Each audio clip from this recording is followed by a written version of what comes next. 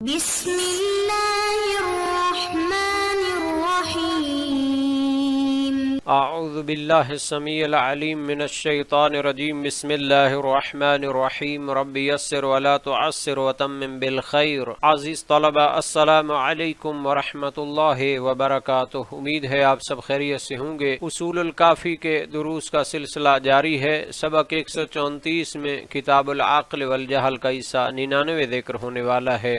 سب سے پہلے خلاصہ جات کو دیکھ لیتے ہیں۔ گزشتہ درس میں جنود عقل و جہل میں سے فہم و غباوت کے متعلق تفصیل بیان کی گئی ہے۔ اس درس میں عقل و جہل کے لشکروں میں سے معرفت و انکار کے بارے میں گفتگو ہونے والی ہے۔ مفہوم شناسی، قرآنی اور روایی شواہد اور شارحین کے نظریات بھی بیان کیے جائیں گے۔ امام جعفر صادق علیہ السلام نے اسطولانی حدیث میں جہاں پر عقل و جہل کے لشکروں کو تفصیل کے ساتھ بیان فرمایا ہے، فرمایا عقل کے لشکروں میں سے معرفت ہے اور اس کے مقابلے میں جہل کے لشکروں میں سے انکار ہے۔ جناب ملا صدر شیرازی اپنی شرح اصول کافی میں معرفت کی تفسیر میں مختلف اقوال بیان فرماتے ہیں۔ ایک قول یہ ہے کہ جزیات کا درک کرنا معرفت ہے اور کلیات کا ادراک علم ہے۔ دوسرا نظریہ ہے کہ بسائط کا ادراک کرنا معرفت ہے اور مرکبات کا ادراک کرنا علم ہے۔ جناب ملا صدر شیرازی معرفت کے متعلق تیسرے نظریے کو بیان کرتے ہوئے فرماتے ہیں معرفت ادراک تصوری ہے، تو اس کے ضمن میں فرمایا کہ واجب الوجود کی حقیقت کا تصور کرنا انسان کی طاقت سے مافوق ہے۔ اسی طرح جناب ملا صدر شیرازی بعض دوسرے نظریات کو بھی ذکر فرماتے ہیں جو معرفت کے بارے میں موجود ہیں، اور فرمایا ارواح انسانی کے بارے میں بھی بحث پائی جاتی ہے کہ یہ قدیم ہیں یا اشباح عنصری سے مقدم ہیں، اور عالم ذر کے بارے میں بھی تفصیل اور تطبیق بیان فرمائی ہے۔ جناب ملا صدر شیرازی کے کلام میں موجود نظریات جو معرفت کے متعلق ذکر ہوئے ہیں ان کا ایک جائزہ لے لیتے ہیں۔ جناب ملا صدر شیرازی فرماتے ہیں جب روح انسانی بحر شہوات میں غرق ہو جاتی ہے اور غفلت کا شکار ہو جاتی ہے تو اس غفلت کو انکار کہا جاتا ہے، اور تحقیق بیان کرتے ہوئے فرمایا جو کہ دین اور قرآن کے موافق اور حق و برہان کے مطابق ہے کہ ارواح بشری اپنے حصول سے لے کر مختلف اکوان اور وجودات سے گزرتی ہیں، بعض دوسروں سے زیادہ اعلیٰ اور ارفع ہوتے ہیں۔ اسی کے ضمن میں فرمایا کہ جو حکمائے اولین کی طرف منسوب ہے کہ ارواح ابدان سے پہلے ہیں یا وہ قدیم ہیں، اس کا معنی یہ نہیں ہے کہ یہ نفوس بشری اپنے وجود جزئی کے لحاظ سے اور ماہیات متکثرہ شخصیہ کے لحاظ سے ابدان سے پہلے موجود تھیں۔ یہ تو کسی حکیم فاضل کی طرف منسوب نہیں ہو سکتا، اس پر یقینی برہان دلالت کرتا ہے۔ تو جس کا وجود عقلی ہو، تام ہو نقائص سے اور شرور سے، تو اسے اس عالم قدس اور عالم نور کو چھوڑنے پر مجبور کیا گیا تاکہ وہ اس عالم آزمائش و امتحان میں آ کر وقت گزارے۔ تو جناب ملا صدر شیرازی ان حکمائے قدماء کی مراد کو بھی بیان فرماتے ہیں کہ اشباح پر تقدم ارواح کا معنی یہ ہے کہ وہ نشأت عقلی کے لحاظ سے سر غیب کے خزانے میں مقدم ہیں، چونکہ اس کے کئی اطوار اور کئی مراحل ہیں۔ فرمایا اسی کی طرف اشارہ موجود ہے جو نبی اکرم صلی اللہ علیہ وآلہ وسلم نے فرمایا کنت نبیا وآدم بین الماء والطین، کہ میں اس وقت بھی نبی تھا جب آدم مٹی اور پانی کے درمیان تھے، اور اسی طرح قرآن میں بھی ہے وَيَرَاكَ حِينَ تَقُومُ وَتَقَلُّبَكَ فِي السَّاجِدِينَ، سورہ شعراء 219۔ اور دوسری چیز کی طرف اشارہ ہے وَنُنشِئُكُمْ فِي مَا لَا تَعْلَمُونَ، الواقعہ 61۔ اسی طرح قرآن کریم میں ارشاد فرمایا یا ایھا الانسان انک کادح الی ربک کدحا فملاقیہ، الانشقاق 6۔ تو آیات اور روایات دلالت کرتی ہیں کہ نفوس بشری مختلف اطوار و اکوان سے گزر کر ایک سفر طے کرتی ہیں، تو اس طرح اقوال حکماء کے درمیان بھی تناقض ختم ہو جاتا ہے اور ان کے اقوال شریعت کے اقوال کے ساتھ متفق ہو جاتے ہیں، جیسا کہ قرآن کریم میں ہے، اور یہی مراد ہوگا اس آیت سے کہ جس میں ذریت سے عہد و پیمان لینے کا ذکر ہے۔ یہاں تک ملا سالم مازندرانی کے نظریے کا تعلق ہے تو انہوں نے بھی اپنی شرح اصول کافی میں فرمایا کہ معرفت سراج قلب ہے، دل کا چراغ ہے، اسی کے نور سے انسان اپنے خیر و شر، نفع و نقصان اور حق و باطل کو پہچانتا ہے۔ جو دل معرفت سے خالی ہے وہ تاریکی میں ڈوبا ہوا ہے، یعنی معرفت محض علمی معلومات نہیں بلکہ نور بصیرت ہے۔ عقل کی روشنی سے جو ادراک حاصل ہوتا ہے وہی معرفت ہے، اور انکار اس نور کو بجھانے کے مترادف ہے جس سے انسان اندھیرے میں اور جہالت کی ظلمتوں میں بھٹکتا ہے۔ اس معرفت سے کیا مراد ہے؟ فرمایا یا تو اس سے معرفت الائمہ مراد ہے، عقل کی اکمل ترین فضیلت ائمہ ہدایت کو پہچاننا ہے، ان کے فضائل، ان کے بلند مقام، ان کی امامت و ولایت کی شناخت حاصل کرنا ہے۔ یہ عقل کی سب سے بلند فضیلت ہے۔ وجہ اکملیت، کیونکہ اہل معرفت جانتے ہیں کہ ائمہ دعائم الاسلام یعنی اسلام کے ستون ہیں، ولاۃ الاعتصام اللہ کی رسی سے وابستگی کا وسیلہ ہیں، الہدات الی نور الدین ہیں، دین کے نور کی طرف رہنما ہیں، علم و حکمت کے باب اور شریعت کے اسرار کے خزانچی ہیں۔ ملا صالح فرماتے ہیں کہ علم، فضیلت اور حکمت تک رسائی اہل بیت کی وساطت اور عنایت کے بغیر ممکن نہیں ہے۔ ائمہ کی معرفت کا باطنی پہلو بھی بیان فرمایا، انہم الذین عقلوا الدین عقل وعایہ و رعایہ لا عقل سماع و روایہ۔ ائمہ نے دین کو صرف سماع اور روایت، سننے اور نقل کرنے سے نہیں بلکہ ادراک اور حفاظت کے ذریعے سمجھا ہے۔ ان کی معرفت نہ سننے کی حد میں ہے نہ ظاہری علم میں بلکہ حقیقت و ولایت کی گہرائی میں ہے۔ یہاں ملا صالح نے عقل رعایہ و عقل روایہ میں فرق بیان کیا ہے۔ رعایہ یعنی حقیقت کی نگرانی اور حفاظت جو صرف ولایت معصوم کا درجہ ہے، لا یخالفون الحق ابدا ولا یتجاوزونہ الی رذیلۃ الافراط والتفریط قطعا۔ تو اس کے مقابلے میں انکار یعنی جاہل کی پسترین رذیلت ہے، ان میں سے کسی ایک حقیقت کا انکار یا ان کی معرفت سے غفلت یہ جاہل کی بدترین رذیلت ہے جو اپنے باطل خیال پر مغرور ہے اور صراط مستقیم سے برگشتہ ہے۔ نتیجہ انکار امامت یا ائمہ کے فضائل کا انکار عقل کی شکست ہے، معرفت ایمان کا معیار اور انکار جہل کی معراج ہے۔ دوسرا احتمال بھی بیان فرمایا ہے، معرفت الرب، اس کی صفات اور آثار اور افعال کے ذریعے۔ یہ معرفت فطری اور میثاقی ہے کیونکہ اللہ نے انسانوں سے عالم ذر میں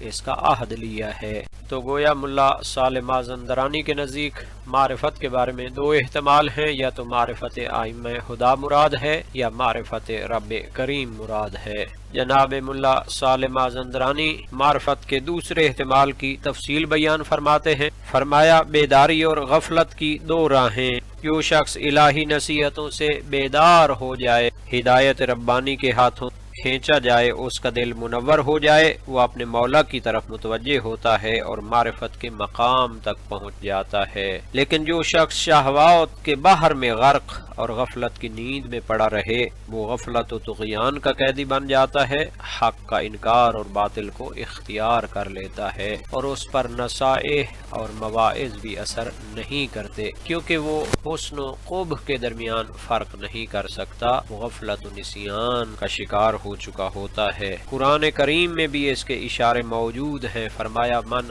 اعرض عن ذکری فإن له معیشة ضنکا ونحشره یوم القیامة اعمی قال رب لما حشرتنی اعمی وقد كنت بصیرا قال كذلك اتتك آیاتنا فنسیتها وَكَذَلِكَ الْيَوْمَ تُنْسَى۔ جو میرے ذکر سے اعراض کرے اس کی زندگی تنگ کر دی جاتی ہے، اور قیامت کے دن وہ اندھا اٹھایا جائے گا، وہ کہے گا خدایا مجھے کیوں اندھا اٹھایا ہے، حالانکہ میں تو دیکھنے والا تھا۔ کہا جائے گا تیرے پاس ہماری آیات آئی تھی، تو نے انہیں بھلا دیا تھا، آج تجھے بھی بھلا دیا گیا ہے۔ جناب ملا صالح مازندرانی کی شرح اصول کافی کے ضمن میں حاشیہ علامہ ملا شعرانی بیان ہوا ہے، جہاں پہ انہوں نے بیان کیا تھا کہ ائمہ معصومین نے دین کو عقل وعایہ و رعایہ کے تحت سمجھا ہے، عقل روایہ اور نقل کی حد تک نہیں سمجھا۔ تو جناب شعرانی یہاں پر ایک سوال بیان کرتے ہیں کہ اگر کہا جائے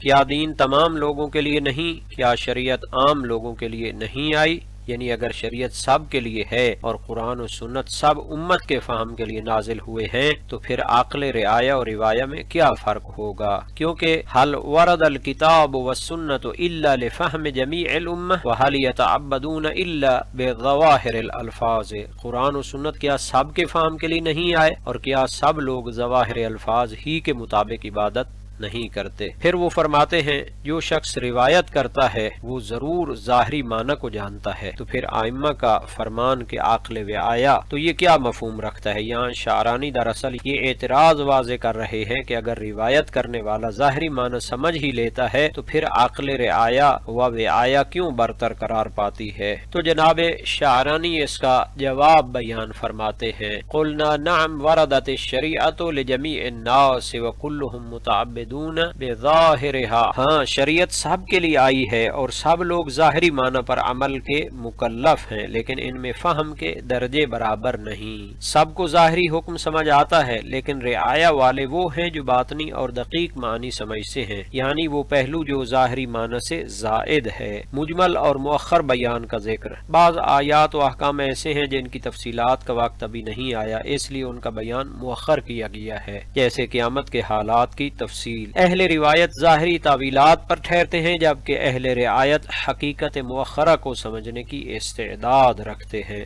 اہل روایت اور اہل رعایہ کا فرق، اہل الرعایہ یکتفون بظواہر الالفاظ وَأَهْلُ الْوِعَایَةِ يَتَفَاضَلُونَ فِي فَهْمِ مَا لَا يَدُلُّ ظَاهِرُ اللَّفْظِ عَلَيْهِ، یعنی اہل روایہ ظاہری الفاظ پر اکتفا کرتے ہیں جبکہ اہل رعایہ و وعایہ اس معنی تک پہنچتے ہیں جو ظاہری الفاظ سے آگے ہے۔ اہل روایہ نقل و حفظ کے ماہر مگر ظاہریت تک محدود ہیں، اہل رعایہ و وعایہ ادراک کے اسرار و بواطن کے اہل اور قرآن کے عمیق مفاہیم کے ناظر ہیں۔ یہی فرق عقل رعایہ و عقل روایہ میں ہے، جس پر ملا صالح نے ائمہ کا قول بیان فرمایا ہے، ہم الذین عقلوا الدین عقل وعایہ لا سماع و روایہ۔ فہم کی گہرائی اور تفاوت کی مثالیں، شعرانی نے متعدد قرآنی مثالیں بیان کی ہیں جن میں ظاہر و باطن دونوں پہلو ہیں۔ اللہ نور السماوات والارض، سورہ نور 35۔ عام فہم خدا روشنی ہے جبکہ عارفانہ فہم نور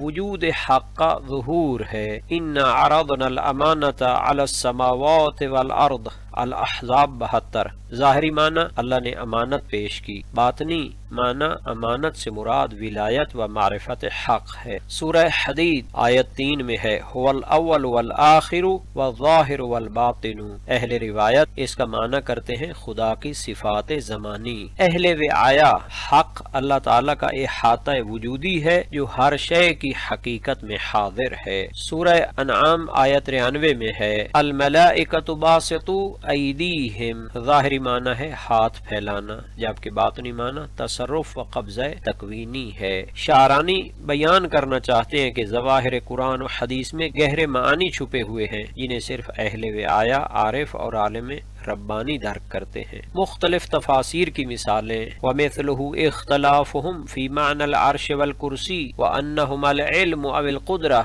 أَوْ جِسْمَانِ عَظِيمَانِ وَاِخْتِلَافُهُمْ فِي مَعْنَى السَّمَاوَاتِ وَاِخْتِلَافُهُمْ فِي يَدِ اللَّهِ وَوَجْهِ اللَّهِ وَآيَاتِ الْجَبْرِ وَالتَّفْوِيضِ۔ اسی طرح اہل علم کے مابین اختلاف اس بات میں بھی ہے کہ عرش و کرسی سے کیا مراد ہے، علم، قدرت یا کوئی جسمانی حقیقت، سماوات کیا لطیف اجسام ہیں یا مجرد عوالم، ید اللہ اور وجہ اللہ کی حقیقت کیا ہے، جبر و تفویض کی آیات کا باطنی معنی کیا ہے۔ یہ اختلاف اس لیے ہے کہ سب کو ظاہری معنی مشترک طور پر سمجھ آتے ہیں لیکن بواطن اور مراتب تعویل کا درجہ صرف اہل وعایہ کو حاصل ہے۔ یہاں تک معرفت و انکار کے متعلق علمی مسائل کا تعلق ہے تو مفہوم شناسی کو دیکھ لیتے ہیں۔ معرفت عربی میں عرف سے ماخوذ ہے جس کے معنی شناخت حاصل کرنا، کسی حقیقت کو جاننا اور اس کے مطابق یقین پیدا کرنا۔ راغب اصفہانی نے مفردات قرآن کریم میں فرمایا، المعرفہ ادراک الشیء بتفکر و تدبر فی اثرہ، معرفت کسی شے کے اثرات میں غور و فکر کر کے حقیقت تک پہنچنے کا نام ہے، جبکہ انکار نکر سے ماخوذ ہے جس کے معنی کسی چیز کو تسلیم نہ کرنا یا اس کی حقیقت کو جھٹلانا۔ ابن فارس نے مقایس اللغہ میں فرمایا، النون والقاف والراء اصل يدل على جحود الشيء، نوکر کے مادہ میں کسی چیز کے انکار یا جحود کا معنی پایا جاتا ہے۔ یہاں تک قرآنی اور روایی شواہد کا تعلق ہے تو قرآن کریم میں معرفت کبھی خدا کی پہچان کے معنی میں ہے، کبھی انبیاء اور اولیاء کے حق کی شناخت کے مفہوم میں استعمال ہوئی ہے۔ سورہ نمل آیت 14 میں فرمایا وَجَحَدُوا بِهَا وَاسْتَيْقَنَتْهَا أَنفُسُهُمْ ظُلْمًا وَعُلُوًّا، انہوں نے دل سے پہچان لیا مگر ظلم و تکبر کے سبب انکار کر دیا۔ یہ آیت بتاتی ہے کہ معرفت کا حقیقی ضد انکار ہے، اور انکار صرف جہالت نہیں بلکہ تکبر، عناد اور ظلم نفس سے پیدا ہوتا ہے۔ انکار کے بارے میں سورہ غافر آیت 56 میں ہے ان الذين يجادلون في آيات الله بغير سلطان أتاهم إن في صدورهم إلا كبر، یہ انکار کرنے والے اپنے دلوں میں تکبر رکھتے ہیں۔ روایی و کلامی مفہوم، حدیث جنود عقل و جہل میں مولا امام صادق علیہ السلام نے معرفت کو عقل کے لشکروں میں قرار دیا، کیونکہ عقل کی اولین کارکردگی ادراک حقائق ہے، اور انکار کو جہل کی فوجوں میں سے قرار دیا کیونکہ جہل کی بنیاد حق کے ادراک سے اعراض و تکبر پر ہے۔ جہاں تک علماء و عرفاء اسلام کا تعلق ہے تو ملا صدر نے اسفار میں فرمایا المعرفہ نور یقذفہ اللہ فی القلب والجہل ظلمت تنشأ من الانغماس فی عالم المادہ والانکار صورت تلک الظلمہ فی الادراک، کہ معرفت نور ہے جو اللہ تعالی دل میں ڈالتا ہے، جہالت ظلمت و تاریکی ہے جو عالم مادہ میں غرق ہونے سے پیدا ہوتی ہے، اور انکار اس ظلمت کی صورت میں پیدا ہوتا ہے۔ یعنی معرفت نور الہی ہے جو قلب سلیم میں جلوہ کرتی ہے، انکار ظلم ہے جو مادیت اور غفلت سے پیدا ہوتی ہے، پس انکار در اصل عدم استعداد وجودی کی علامت ہے۔ جناب علامہ طباطبائی نے تفسیر المیزان میں فرمایا المعرفہ باللہ لا تحصل بالبرہان وحدہ بل بنور الفطرہ والانکار سببہ الانصراف عن الفطرہ الی ہوا النفس، معرفت الہی فطرت میں مضمر ہے، انکار فطرت سے انحراف اور خواہشات کا غلبہ ہے۔ فطرت کا نور اگر محجوب نہ ہو تو معرفت بدیہی ہو جاتی ہے۔ جناب ابن العربی نے فتوحات مکیہ میں فرمایا من عرف الحق فی کل شیء فقد آمن ومن انکرہ فی شیء فقد کفر، عرفان کے مقام میں معرفت جزوی نہیں بلکہ توحیدی شہود ہے، انکار وجود کے کسی پہلو میں حق کو نہ دیکھنا ہے۔ تو لغوی لحاظ سے معرفت شناخت اور پہچان ہے، انکار جحود و رد۔ قرآنی لحاظ سے ایمان اور تسلیم ہے، اور انکار تکبر و عناد۔ فلسفی لحاظ سے معرفت نوری وجود ہے، انکار ظلمت مادی۔ عرفانی لحاظ سے معرفت تجلی حق ہے، اور انکار حجاب قلب۔ آج کے سبق کا خلاصہ دیکھ لیتے ہیں۔ جنود عقل و جہل میں سے معرفت و انکار کے بارے میں تفصیل کے ساتھ گفتگو ہوئی، مفہوم شناسی، قرآنی و روایی شواہد اور شارحین کافی کے نظریات کو پیش کیا گیا ہے۔ اس درس کے متعلق تمرینی سوالات کو بھی دیکھ لیتے ہیں، اور اللہ تعالی سے دعا کرتے ہیں کہ ہمیں قرآن اور سنت کو سمجھنے اور ان پر عمل کرنے کی توفیق عطا فرمائے۔